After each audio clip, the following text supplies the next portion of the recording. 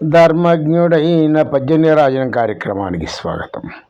ధర్మజ్ఞులైన పురుషులు ధర్మవు నగు బాధ చేయు ధర్మవునైనన్ ధర్మముగాయది తలపరు ధర్మము సర్వమునకు హితంబుగవలయున్. ధర్మస్వరూపాన్ని ఎరిగినటువంటి జ్ఞానులు ధర్మానికి ఏమాత్రం కూడా కీడు కలిగించరు. కలిగించేటువంటి ధర్మాన్నైనా ధర్మంగా మనసులో భావించరు.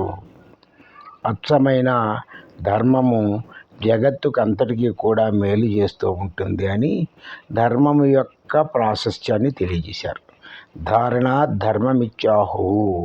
ధర్మం అంటే ఎక్కడో ఉండే వస్తువు కాదు, అది ధరింపజేసేది అని అర్థం. ఈ విధంగా తెలుగు కవులు ధర్మం యొక్క ప్రాముఖ్యతను ప్రాశస్త్యాన్ని తెలియజేశారు.